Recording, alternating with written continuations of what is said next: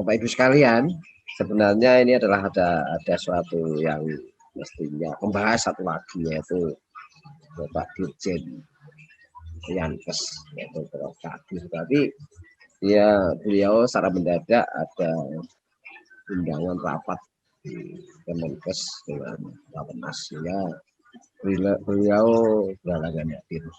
Tapi kita yakin dengan adanya dua pembicara dan satu pembahas yang memang sangat mumpuni di bidangnya ini, Bapak Ibu sekalian silahkan bertanya, nantinya untuk mendiskusikan apa yang menjadi kendala dan bagaimana mengatasi kendala tersebut agar teman-teman di rumah sakit pendidikan, ya artinya di sini ya sebagai pendidik jenis utama untuk bisa menjadi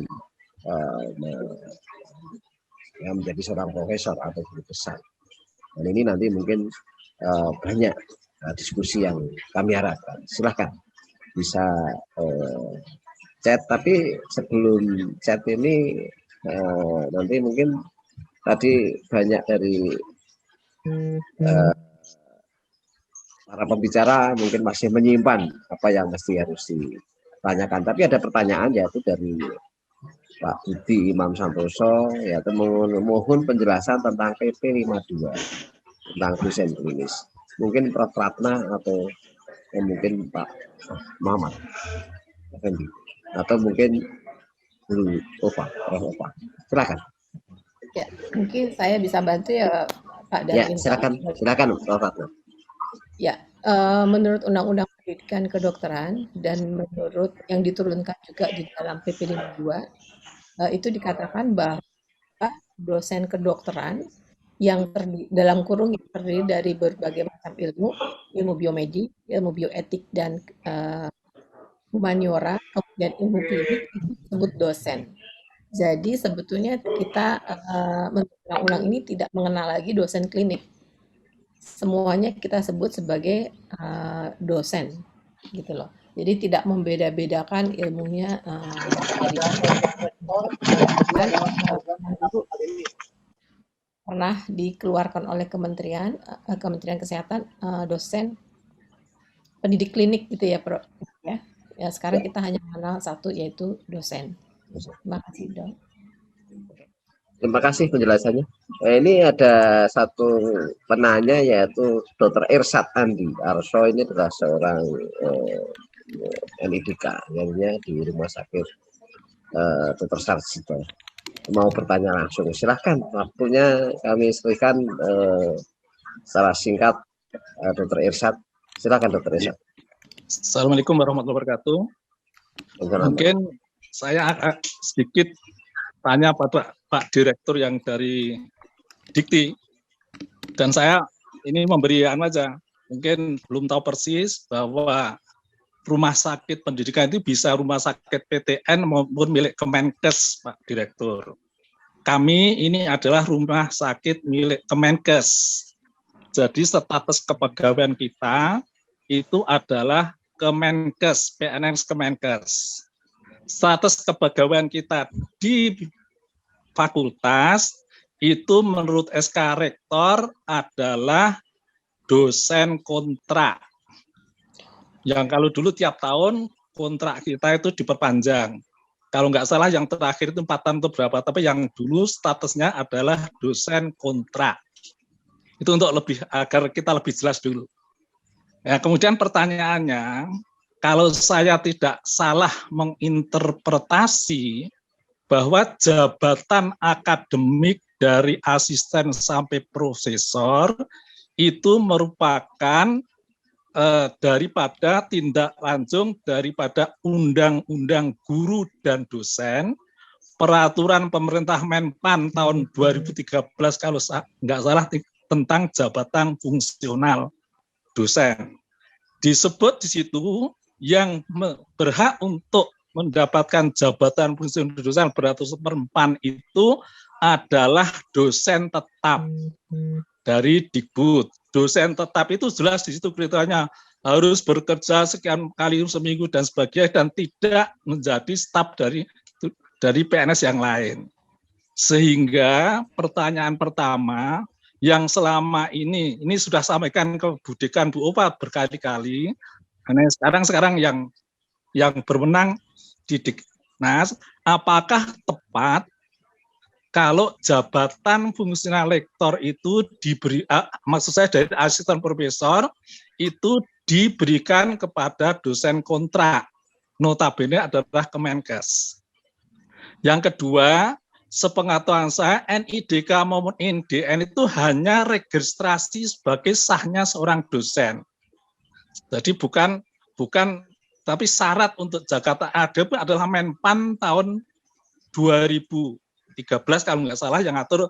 Tadi saya belum masalah isinya, tapi dari aturannya. Nah kemudian ini sebenarnya itu untuk Kemenkes itu sebenarnya itu sudah lama. Direktur, kemudian kami ikut diskusi sejak tahun 2006, 2008, supaya bagaimana yang dari Kemenkes itu bisa mendapatkan jabatan itu, karena kenyataannya fakta waktu itu Dikbud itu kekurangan dosen klinik.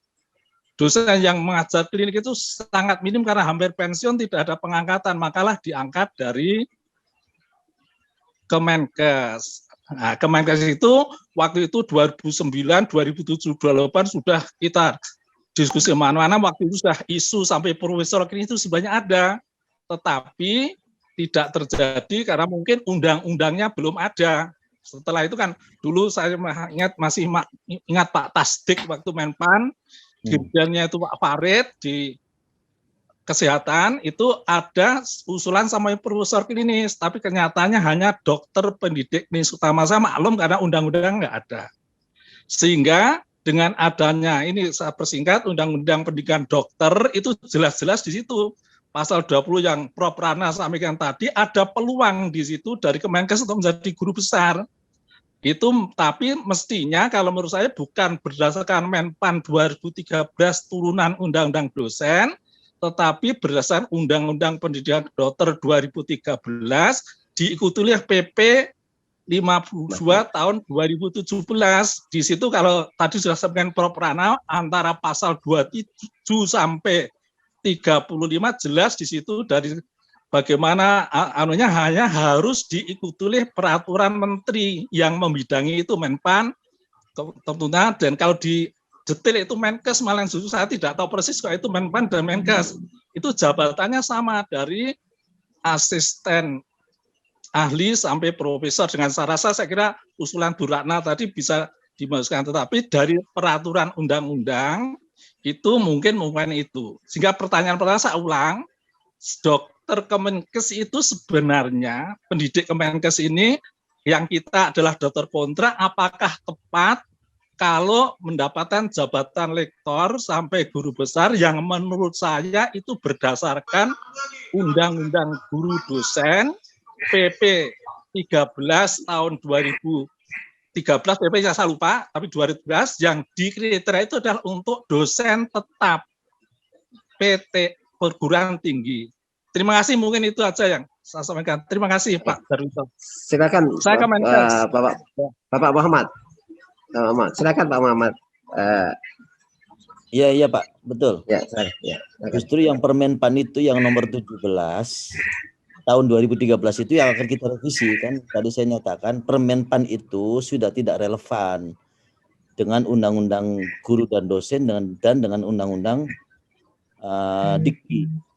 Oleh karena itu kami justru yang akan direvisi itu Permenpan RB 17 tahun 2013 dan Permendikbud nomor 92 tahun 2014 tentang karir dosen. Jadi nggak masalah Pak, karena memang permen itu tidak akan jadi rujukan lagi. Sedang kita upayakan. Ya. Tetapi saat ini kan semuanya sudah disuruh ngurus itu. Yang kemarin itu dari BKN menyatakan karena dari Menkes itu sudah ada jabatan fungsional dokter pendidik klinis, tidak dimungkinkan jabatan rangkap sebagai PNS. Satu, dokter pendidik klinis itu jabatan fungsional, jabatan lektor dan sebagainya itu juga jabatan fungsional. Artinya maksud saya memberi masukan kalau memang mau direvisi, mohon dipadukan dengan Undang-Undang Pendidikan Dokter yang disampaikan oleh Prof. Rana tadi. Karena di situ jelas undang-undang pendidikan dokter dan status dosennya itu ada status di undang-undangnya sendiri. Itu masukan saya, Pak Effendi, kalau mau revisi, Ya. nah ini apakah menindaklanjuti undang-undang dokter, pendidikan dokter yang berproporsional atau mau jadikan satu? Tapi selama ini kan sudah disuruh mengurus, dan selama ini benar nggak itu mengurus jabatan sampai profesor itu? Terima kasih. Ya. Saya Baik, boleh bantu jawab, Pak Dewi? Silakan mungkin Prof. Ratna ini nanti untuk saling Ya. melengkapi antara Prof. Ratna dengan Pak Muhammad Sultan Effendi. Silakan. Ya, Pak Jatmika. Pak Jatmika, saya itu adalah staf atau apa ya, pegawai Kementerian Kesehatan. Mungkin bukan saya yang nanya, Bu, ya. Saat ini. Pak Ersat belum nanya. Ersat. Ya, Pak Ersat, Dr. Ersat, Prof. Pak Ratna. Irsat, Iya. Silakan. Itu adalah pegawai Kementerian Kesehatan.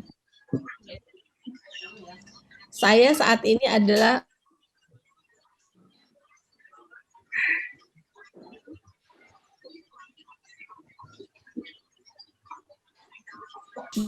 Prof. Ratna. Universitas Indonesia dan Kementerian Kesehatan, kami bisa menjadi profesor, Pak. Bahkan ada beberapa teman, lebih 36 lebih teman, ya. Sinyalnya nggak kedengeran ya?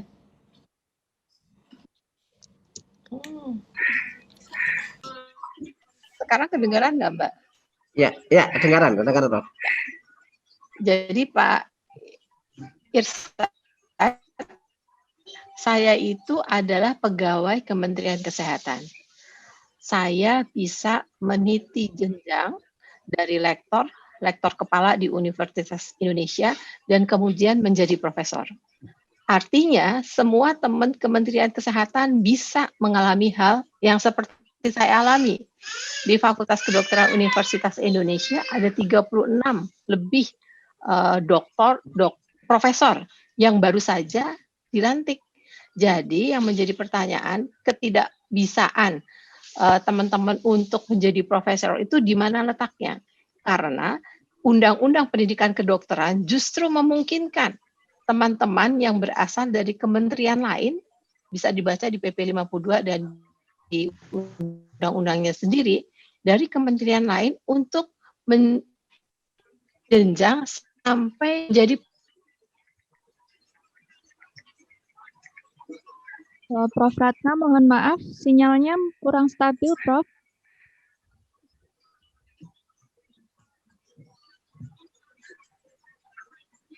Halo, Prof. Ratna. Prof. Ratna.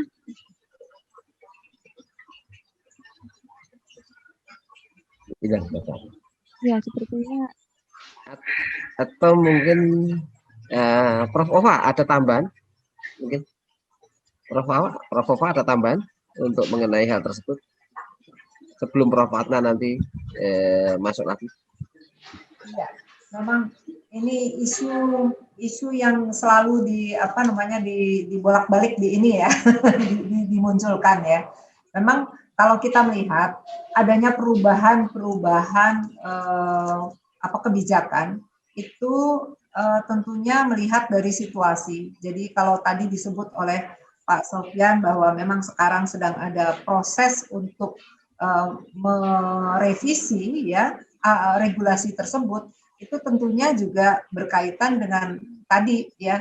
Jadi adanya benturan-benturan tadi yang disebutkan oleh Dr. Irsyad.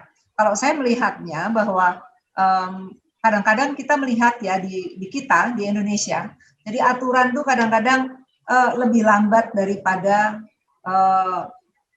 daripada kebutuhannya yang ada di lapangan. Itu memang serius seperti itu kan, dan kejadiannya memang seperti itu, sehingga banyak hal-hal yang sifatnya itu merupakan kebijakan transisi yang terus kemudian baru setelah dilihat bahwa ini adalah sesuatu yang memang baik untuk sistem, terus akhirnya dikukuhkan dalam suatu regulasi. Jadi kalau saya melihatnya, saya tidak akan berdebat berkaitan dengan aturan itu, karena memang ini ada tidak sinkron gitu ya, Dr. Darwito. Tapi saya melihat dari apa yang disampaikan oleh Prof. Ratna bahwa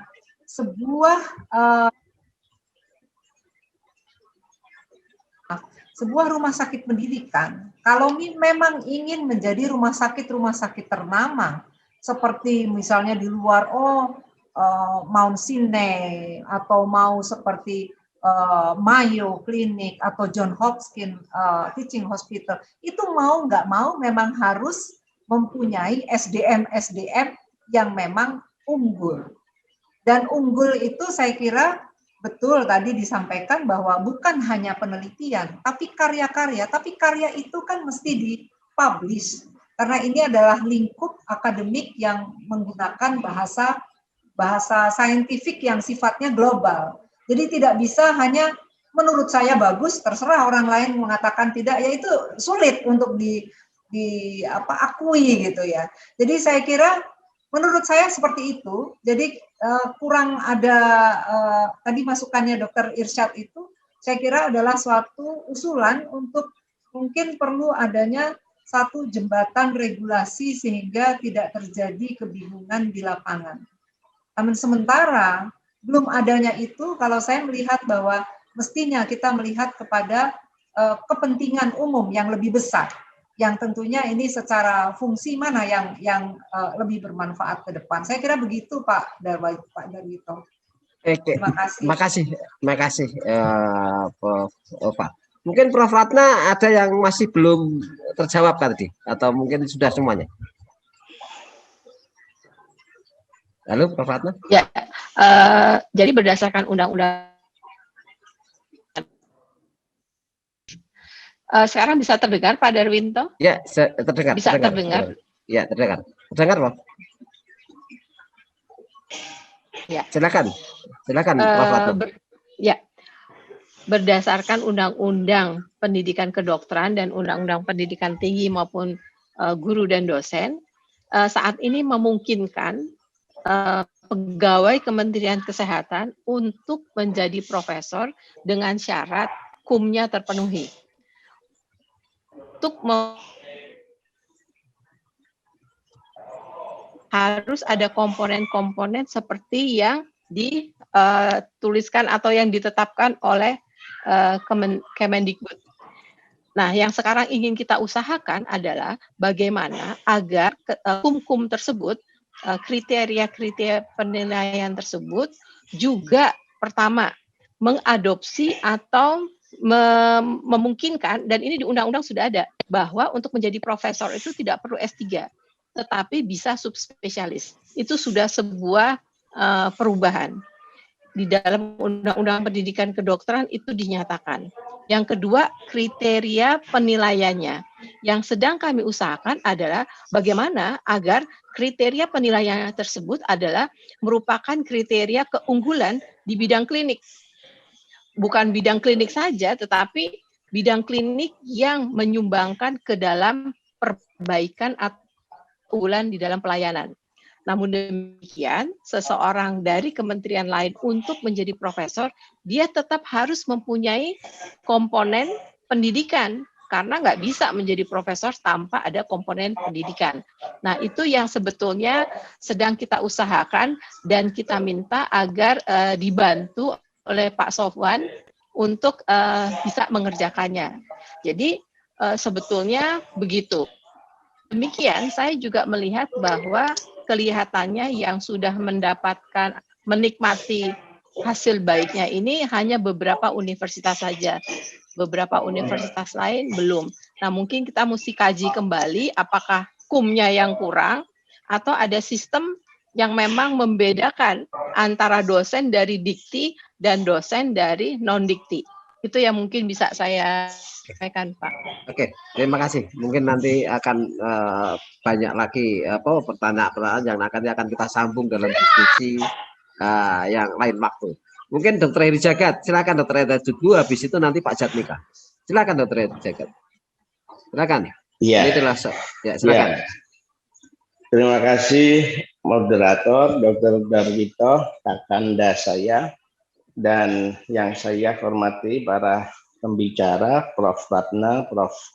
Ova, dan pembahas Prof. Sofyan. Jadi Webinar ini sangat monumental karena ini merupakan bagian dari upaya solusi di lapangan yang sesungguhnya sudah bertahun-tahun, berpuluh-puluh tahun tidak pernah mendapatkan solusi yang baik. Jadi harapan kami sebetulnya ringkas bahwa ke depan tadi sudah disampaikan oleh Prof. Ratna. Jadi Prof. Ratna sebagai contoh simbol yang sangat bagus bagaimana kohesi yang sangat solid antara Kementerian Pendidikan dan Kementerian Kesehatan. Seharusnya demikian. Jadi Prof. Ratna itu orang Kemenkes tetapi bisa menjadi dekan. Sebaliknya juga Prof. Akmal itu orang Kemendikti tetapi juga bisa menjadi direktur RSJM. Kita semua selalu itu menjadi contoh. Tapi kenyataan seluruh universitas di Indonesia ini hanya UI yang bisa demikian. Jadi itu yang perlu dicatat, Prof. Monggo ini ditindaklanjuti. Persoalan di lapangan tadi sudah disampaikan Dr. Irsyad bahwa Kemenkes seharusnya sudah lebih maju karena sudah mempunyai karier, membuat karier PPSDM-nya Kemenkes, mulai dari dokter pendidik klinis, dari yang pertama kali pangkatnya itu dokter pendidik klinis, sampai dokter ahli. Ini kan sesungguhnya sejajar dengan sama dengan guru besar, hanya tinggal menambah sebetulnya kriteria persyaratan PAK-nya untuk profesor klinik. Itu sebetulnya sederhana. Tinggal dibuat saja, duduk bareng Kemenkes dengan Kemenristek Dikti. Karena kalau menggunakan peraturan yang bertumpu dari Kementerian Pendidikan, nanti tidak ketemu sampai sekarang itu berpuluh-puluh tahun.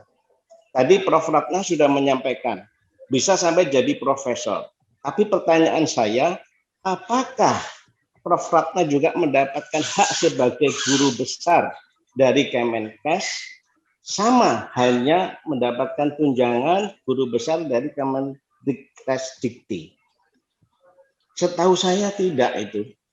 Karena Kemenkes ternyata tidak punya itu kotaknya untuk memberikan tunjangan guru besar. Artinya negara belum hadir ini berpuluh-puluh tahun. Apa gunanya memberikan gelar guru besar tetapi hanya simbol saja. Jadi ini yang harus dibenahi secara monumental, jadi dari hulu sampai hilir.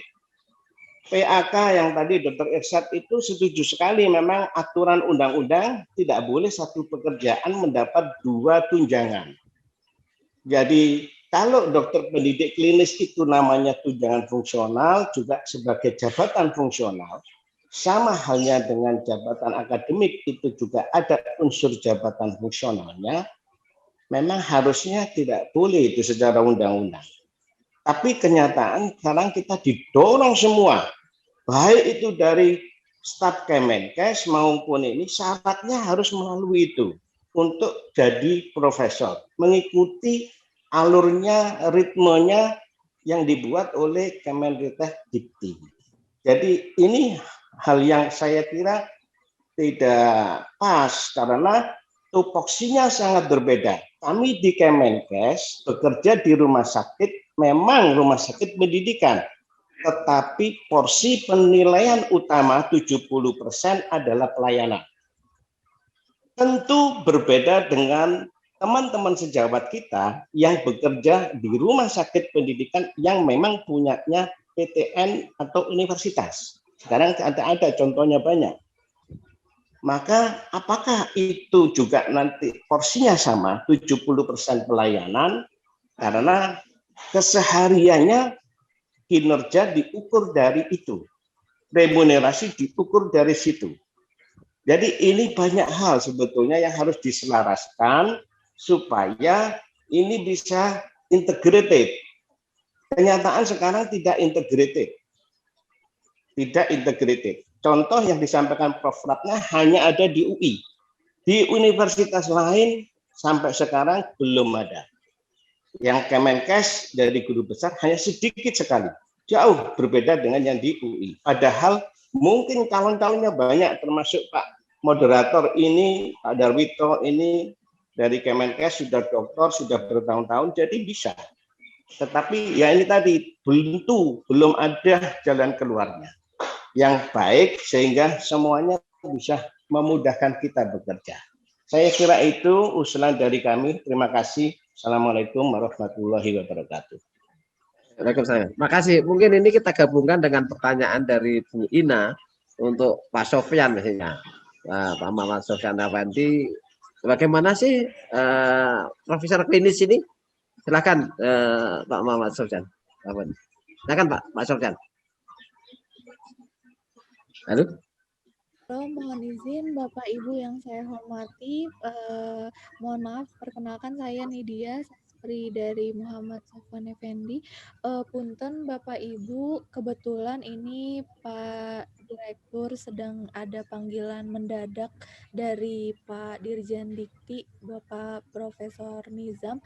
Mungkin untuk waktu Bapak Muhammad Sofwan Effendi bisa di-skip terlebih dahulu, begitu ya Pak ya. Mohon maaf sebelumnya Bapak Ibu. Terima kasih atas pengertiannya. Oke. Pak Darwito. Silakan. Pak Darwito boleh ikut coba-coba jawab gitu ya Pak ya? Silakan Prof. Rata. Silakan Prof. Rata. Kalau menurut saya tadi kan Bu Ina menanyakan bagaimana pendapat Dikti. Menurut pendapat saya Dikti itu sudah menyatakan pendapatnya dan nggak perlu berpendapat berbeda. Karena apa? Karena di dalam Undang-Undang Pendidikan Kedokteran itu sudah ada. Jadi itu harus tinggal dikerjakan. Nah, yang belum ada atau yang perlu kita tambah itu adalah penilaian angka kredit dengan memperhitungkan pelayanan sebagai bagian dari pendidikan. Nah, itu yang harus kita deskripsikan. Tadi di dalam presentasi saya menceritakan bahwa sebetulnya Dikti sudah membuat itu penilaian angka kredit dengan melihat berbagai macam sumber. Yang disampaikan di situ adalah pendidikan. Pertama, pendidikan itu harus merupakan bagian atau merupakan unsur utama untuk menjadi profesor. Nah, yang dimaksud pendidikan di sini bermacam-macam. Bisa pendidikan klinik ataupun pendidikan akademik seperti memberikan pendidikan kepada mahasiswa. Nah, dari situ pendidikan itu dibagi-bagi lagi. Misalnya dia mempunyai kontribusi di dalam pelatihan yang dilatih, pelatihan dan pembimbingan PPDS atau peer review, peer-nya, teman sejawatnya. Itu masuk di dalam komponen pendidikan. Dia membuat inovasi tentang pendidikan, misalnya inovasi pendidikan di dalam pelayanan atau inovasi pendidikan dalam melakukan seksio sesaria atau melakukan inovasi di bidang operasi mata. Itu masuk di dalam komponen pendidikan. Waktu dia memberikan pelayanan dengan mengikutsertakan PPDS agar tercapai kompetensi PPDS itu pun dimasukkan ke dalam pendidikan. Jadi kalau menurut saya Dikti sudah sesuai, tinggal kita bagaimana memanfaatkan perundang-undangan yang sudah ada. Jadi kalau menurut saya Bu Ina, undang-undangnya sudah ada, peraturan pemerintahnya sudah ada. Yang perlu adalah permen bagaimana kita bisa menghitung angka kredit untuk menjadi profesor dengan memperhitungkan pelayanan kesehatan. Namun demikian, orang yang bisa menjadi profesor tentu diharapkan oleh Dikti dan Kementerian Kesehatan adalah seseorang yang unggul. Unggul mempunyai kontribusi yang besar di dalam pelayanan maupun pendidikan dan penelitian. Nah, dari situ kita nilai lagi. Yang dimaksud unggul itu apa? Dimaksud unggul, dia mempunyai tingkat pendidikan sesuai dengan KKNI 8 atau 9. Artinya kalau nggak dia dokter layanan primer, spesialis KKLP, dia dokter spesialis dengan KKNI 9 atau subspesialis. Itu dulu patuhi. kemudian dia mempunyai kontribusi di bidang pendidikan. Apa? Misalnya dia menjadi staf pengajar di FK, dia mendidik S1, mendidik SP1, berkontribusi di S2, berkontribusi di pendidikan S3 untuk bidang medik, dan sebagainya. Keempat, penelitiannya juga harus penelitian yang masuk di dalam publikasi internasional. Dan hasil yang diteliti itu bisa memperbaiki pelayanan sehingga pelayanannya itu menjadi pelayanan yang unggul. Nah, itu yang sebetulnya diharapkan oleh universitas maupun kementerian. Jadi kalau dikatakan FKUI doang yang bisa, saya heran. Nggak mungkin karena peraturannya buat kita semua. Nggak mungkin cuman kami yang bisa mengerjakan. There must be something yang mesti kita cari bersama di mana slack-nya gitu loh. Terima kasih Pak. Mungkin tanya, iya. Bagus sebenarnya political will dari masing-masing unit mungkin artinya. Mungkin ini ada satu pertanyaan mungkin Pak Jatika. Silakan ya. Pak Jatika ya sudah usul. Silakan. Terima kasih Pak Moderator dan juga para pemateri. Sebetulnya apa yang saya tanyakan tuh hampir persis sama yang ditanyakan oleh Pak Air Jagat tadi. Sebab kenyataannya bahwa kami yang dari Kemenkes itu juga dituntut betul untuk mencapai jabatan fungsional Dokdiknis. Bahkan sekarang ini terancam juga dengan batasan usia. Kalau tidak sampai Dokdiknis utama, maka 60 itu harus sudah pensiun. Gitu. Sehingga di satu pihak itu, sehingga pertanyaannya apakah dibolehkan satu orang ASN mempunyai dua jabatan fungsional yang berbeda? Misalnya, dia seorang Dokdiknis Madya atau utama, juga mempunyai jabatan fungsional lektor kepala besar. Itu pertanyaan yang mendasar sebetulnya. Yang kedua, apa dibolehkan hasil kinerja kita dipakai untuk angka kredit Dokdiknis itu, sementara juga dipakai untuk jabatan fungsional dosen. Padahal kinerjanya kan sama gitu, tapi dipakai untuk mengajukan angka kredit yang jabatan fungsional yang berbeda. Sehingga saran saya persis dengan Pak Hirja tadi, bagaimana sebetulnya kalau profesor klinis itu, yaitu Dokdiknis utama itu, dengan angka kredit juga sudah sama, 850. Sehingga nanti mungkin dari Dokdiknis yang pertama itu ya setara dengan asisten ahli, Dokdiknis muda itu mungkin jadi asosiat atau asisten profesor klinis, kemudian Dokdiknis Madya jadi asosiat profesor klinis, kemudian Dokdiknis utama atau profesor klinis. Sebetulnya kan profesor peneliti juga sama ya, itu jenjang karir dan angka kreditnya. Jadi sebetulnya itu memang yang saya tahu bukannya di FKUI, di Unpad juga sudah ada beberapa. Cuma permasalahannya itu tadi, apa dibenarkan, apa dibolehkan dan sebagainya seperti itu. Tadi lebih-lebih Pak Sofyan mengatakan harus pilihan katanya. Tadi saya ingat sekali, saya catat betul, harus pilihan. Jadi kalau memilih jabatan fungsional dosen, Dokdiknisnya tidak diurus.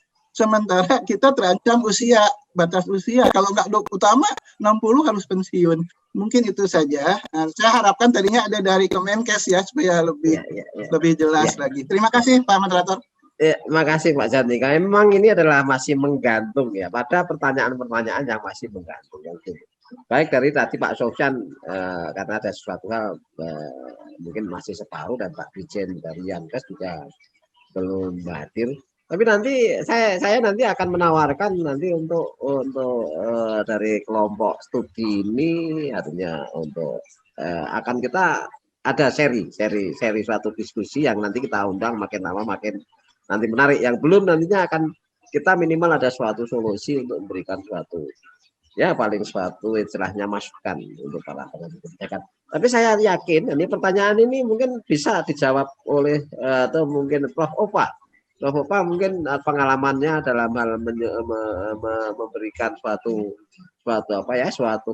terobosan yang bisa dilakukan di FKMK. Selain tadi Prof. Ratna. Silakan Prof. Opa mungkin. Sebetulnya bukan terobosan. Ini tadi pertanyaan itu Pak Moderator, kelihatannya memang perlu nanti ada forum khusus yang menghadirkan teman-teman dari para regulator ya, pembuat regulator di Kementerian Kesehatan. Karena kalau tadi disebut sebagai profesor klinik, istilah profesor klinik itu munculnya juga dari, kalau tidak salah tuh malah bukan dari Undang-Undang Pendidikan Kedokteran ya. Saya ingat sekali waktu disebutkan oleh Prof. Gufron waktu masih menjadi Dirjen SDM, waktu itu dikatakan bahwa disamakan itu maksudnya agar kita mempunyai kesetaraan, kan seperti itu ya, sehingga tidak ada NIK yang berbeda. Sehingga mungkin kalau saya pertanyaannya pertanyaan yang paling dasar lagi nih Pak Dargito. Sebetulnya Kementerian Kesehatan atau mungkin pemerintah melihat rumah sakit pendidikan tuh harus seperti apa gitu loh. Karena ini suara teman-teman seperti Pak Jatnika, Pak Irsyad, itu adalah suara-suara orang yang bekerja di rumah sakit, tapi yang dia mempunyai misi pendidikan. Terus terang misi pendidikannya tuh masih, mungkin kalau saya katakan masih masih levelnya tuh masih awal, Pak. Nah ini kan perlu ditingkatkan. Nah kalau ingin ditingkatkan, tentunya ada suatu regulasi khusus ini, bahwa rumah sakit pendidikan yang mempunyai misi khusus itu dan memiliki SDM khusus tentunya harus mempunyai treatment yang berbeda dibanding rumah sakit yang hanya menjadi tempat untuk mendidik. Ini kan tadi yang saya sampaikan dalam slide saya, rumah sakit pendidikan yang kita sebutkan tadi adalah rumah sakit pendidikan yang memang akan dijadikan rumah sakit yang excellent atau unggul di negara kita. Sehingga otomatis orang-orang yang di situ juga harus dirancang ya secara strategis untuk menjadi unggul. Jadi saya tidak hanya berkutat dengan guru besarnya. Guru besar itu adalah suatu rewardnya aja ya, award di pencapaian. Tetapi juga isu-isu yang berkaitan dengan untuk ke sana bukan hanya naik jenjang, yang terus tadi yang disebut Pak Jatnika, ini batasan usia. Itu kan bukan hanya itu, tetapi ada sesuatu yang memang dituntut. Nah ini yang saya melihat bahwa di level regulator Kementerian Kesehatan, ini belum melihat ini sebagai satu kebutuhan yang serius. Sehingga tadi kalau pertanyaan dalam slide saya, bahwa siapa itu sebetulnya yang harusnya bertanggung jawab. Pertanyaan Pak Jatnika ataupun tadi bahwa kalau misalnya menjadi guru besar tidak ada honornya misalnya gitu ya, tunjangannya seperti itu kan mestinya kan harus dibayarkan oleh kementerian asal. Nah sekarang pertanyaannya, kementerian asal merasa membutuhkan nggak? Mestinya kan kalau misalnya dibutuhkan untuk apa? Misinya apa? Oh untuk mendorong supaya rumah sakit ini menjadi rumah sakit yang memang betul-betul unggul. Jadi bukan hanya sekedar isu SDM di sini, Dr. Widarto. Jadi saya melihat ini sebetulnya sangat krusial dan sangat mendasar. Sebetulnya kita mau kemana, mau bagaimana gitu loh tentang rumah sakit pendidikan. Karena yang ada yang sedang dan kita lakukan, aplikasikan di Indonesia tuh, ya mohon maaf dikata yang memang masih sangat awal, masih sangat dasar. Jadi jangan bermimpi kita mempunyai tadi yang saya sebutkan di awal rumah sakit kayak John Hopkins atau mungkin Mayo gitu ya. Kalau misalnya regulasi ini belum dibetulkan ya, artinya direvisi ulang. Begitu Dokter Darwito, itu saya kira, tapi saya terima kasih untuk semua pertanyaan yang saya kira itu suatu pancingan-pancingan yang otentik masalah dari lapangan yang membuat kita harus berpikir keras untuk membuat regulasi yang lebih baik ke depannya, skenario ke depannya itu. Terima kasih Pak Darwito. Terima kasih karena mungkin waktu ya. Nanti akan kita ada sesi lagi. Salah satunya adalah sebenarnya dari judul ini sendiri kita ada guru besar dan ada rumah sakit yang pendidikan yang unggul. Inilah suatu sebenarnya perlu kita titik beratkan. Salah satunya Prof. Muka adalah bagaimana sih kepentingan rumah sakit unggul ini bukan hanya kepentingan dari pihak dari FK tapi juga rumah sakit. Tapi juga sama, dari FK itu ada sebagian FK itu yang tidak mau mengeluarkan NIDK. NIDK-nya itu sangat pelit sekali. Sehingga nanti ini adalah mungkin dari Pak Sofyan ada suatu regulasi bahwa penilaian dari para pengelola, baik dari Dirjen Dikti maupun Dirjen Kemenkes, sama-sama menilai bagaimana sih leader-leader ini mau mensikapi rumah sakit apa yang dicita-citakan oleh Prof. Kopa, bagaimana menjadi Mayo Clinic, menjadi John Hopkins dan yang lain-lain. Itu saya pikir seorang profesor di rumah sakit pendidikan itu punya nilai lebih. Ini adalah suatu PR bagi kita sama, tapi ini adalah sama. Terima kasih sekali sumbangsihnya Prof. Kopa, Prof. Ratna, Pak Sofyan Effendi, Pak ya, hanya nantinya dari teman-teman semuanya yang ikut dalam berpartisipasi ini.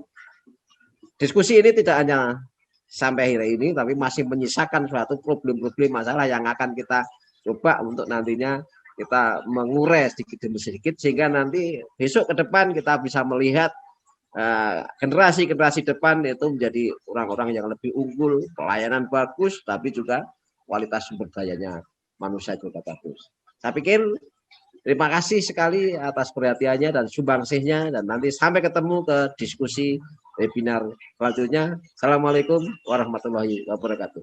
Waalaikumsalam. Masih. Waalaikumsalam warahmatullahi wabarakatuh. Terima kasih.